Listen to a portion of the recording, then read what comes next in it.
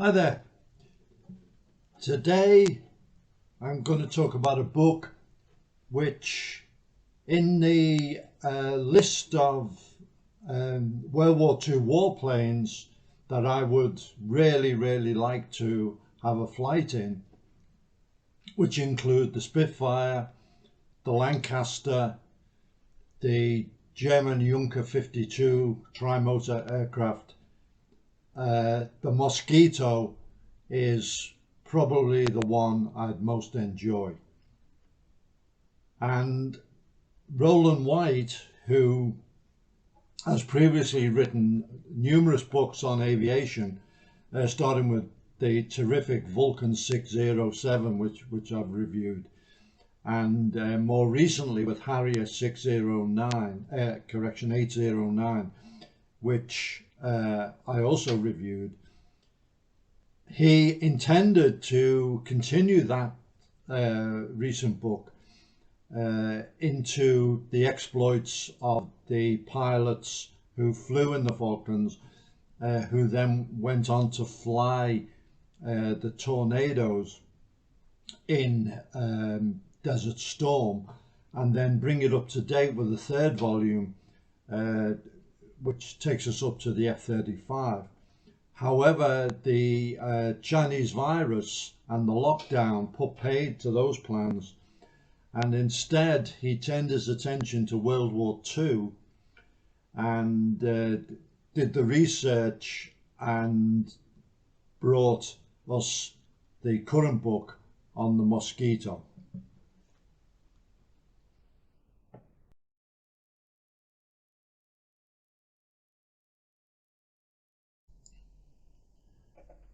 The book really opens with Hermann Goering about to give a triumphal speech in Berlin when he has to scuttle for the air raid shelters due to a raid on the capital by Mosquito squadrons.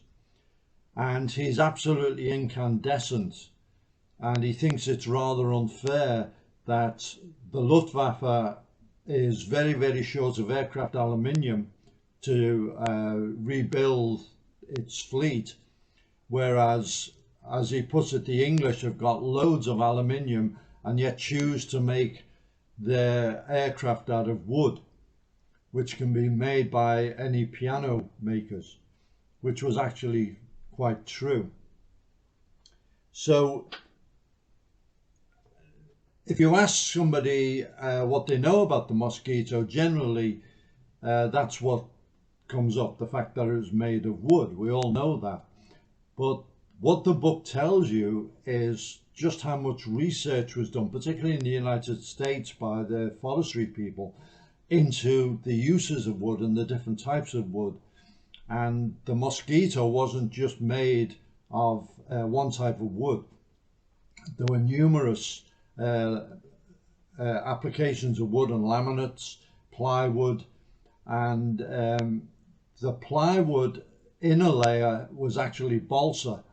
It couldn't be used on its own because it was so soft, but as an inner ply it gave the structural strength and yet the lightness which was needed. Without it, the Mosquito could not have flown. And the spar, for example, was a continuous piece of wood from one wingtip to the other, and the design was intricate and fantastic. Also, special adhesives and glues were developed. So the whole thing was made of various types of woods and put together in the most competent way to produce the aircraft it did. And the Mosquito was a multi-role aircraft, and in general we could say that most of these types of aircraft don't fulfill all the roles particularly well. However, the Mosquito did, and it was down to the design, the fantastic power surplus that was given by the Merlin engines, 2 Merlin engines in this rather lightweight aircraft, gave a tremendous lift.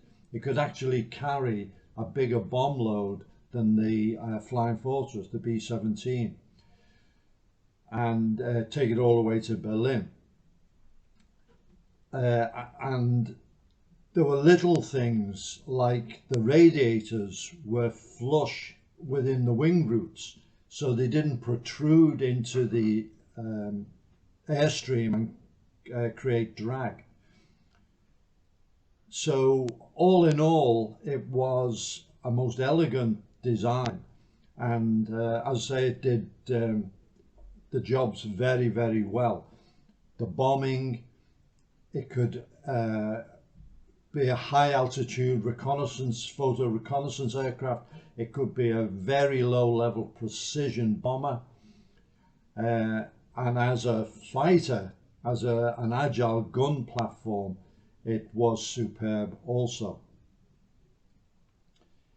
Now, not only this low level capability forms the actual main thrust of the book, the low level missions, Operation Jericho and Operation Carthage, which we'll talk about a little bit later. But Rowland White in his books not only goes into the aircraft and how they're used and their capabilities, but also the guys who fly them. And we're introduced to some amazing characters who are every bit as historically significant as warriors as people like Nelson. And first amongst these is Sir Basil Embry. In 1940, as a squadron leader on Blenheims in France, he already had 2 DSOs. He was about to hand over his squadron, but he flew one more mission and was shot down. He was captured and taken before the renowned Panzer General, the Wehrmacht Panzer General, General Guderian, and had a meeting with him and had a chat. He then escaped, but then was recaptured by 2 German soldiers who commenced to beat him up, at which point he killed the 2 of them and escaped again, and eventually made his way over the Pyrenees and back to England. He was actually officially forbidden to fly over occupied territory because he was subject to a death sentence over there. He was wanted, and so not to be kept at a desk job or just flying training missions, he adopted the identity of Wing Commander Smith and sanitized all his clothing, etc., and his kit, so if he was shot down again, he had this other identity. And eventually he was given command of 2 group, the Tactical Air Force, flying Mosquitoes. And most of the book concerns the kind of missions that those units undertook.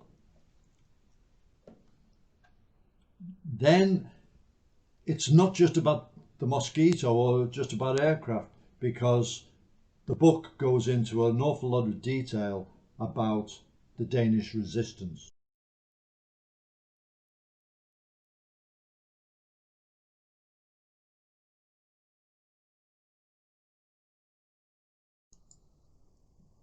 Denmark had a very strange role during World War II. It wasn't actually part of the Allies. It was occupied by Germany, but Germany didn't really want to occupy it. It was a stepping stone to their invasion of Norway.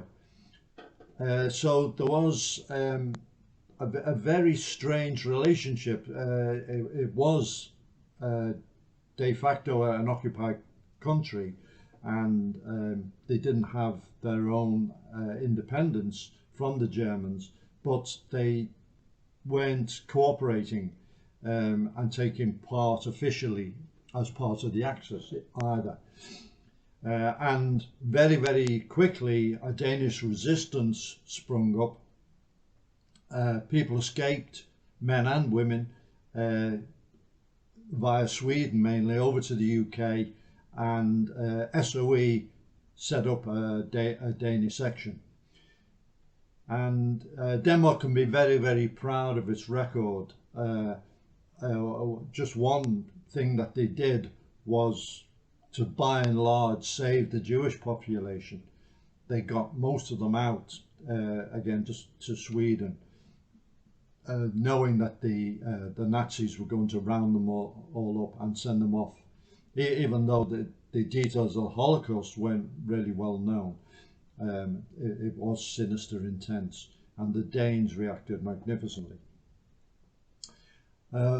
Again, characters emerge, and none more magnificent than Anders Lassen, who absolutely hated the Germans, joined the British forces, ended up in the SBS and SAS, and was very, very adept at silent killing.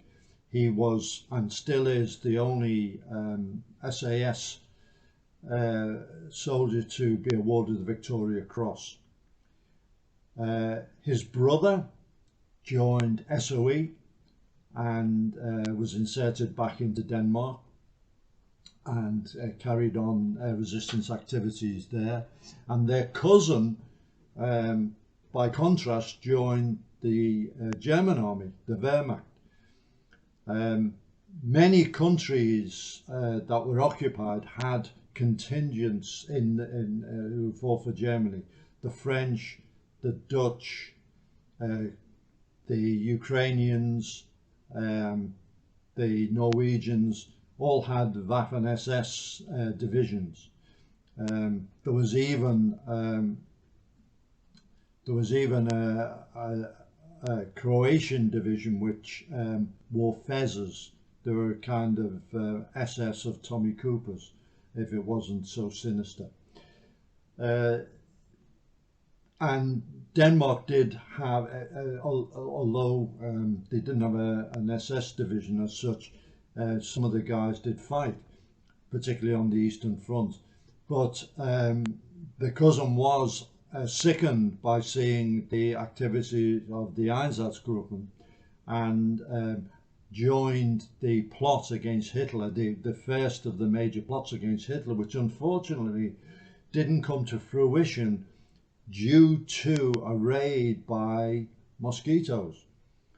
But he still remained active, actively opposed to Hitler throughout the rest of the war. There was a number of the resistance were imprisoned in the shell house in the centre of Copenhagen, and the request came back to London for it to be attacked, because it was also the repository of all the files on the resistance, and the Gestapo basically were being very, very effective at rounding up the resistance. Now, previously, the Mosquitoes had attacked Amiens prison in France very successfully, low level, so they were the obvious choice to go in, and the operation op Carthage was muted, and it was very, very difficult. It was just about doable range-wise, crossing the North Sea. Very heavy flak, including shipborne flak elements to contend with, and going in very, very low level, as you can see, over the centre of Copenhagen to take out the shell house.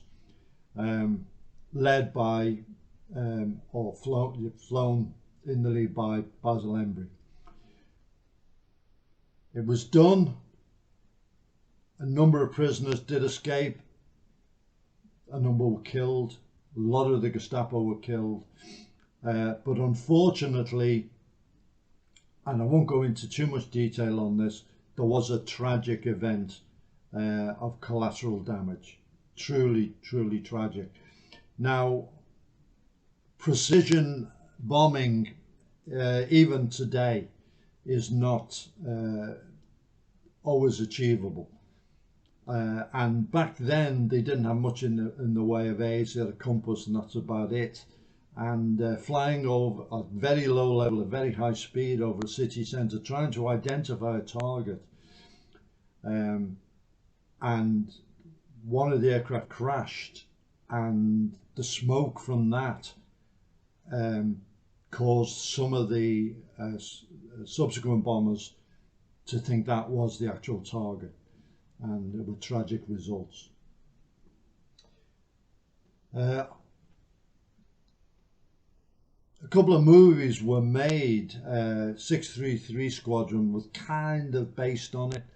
The delight of that film is you can see lots of still flying Mosquitoes, and funny enough, while I was still reading this book, there was a movie came on, and it was Mosquito Squadron with David McCullum, and I watched bits of it.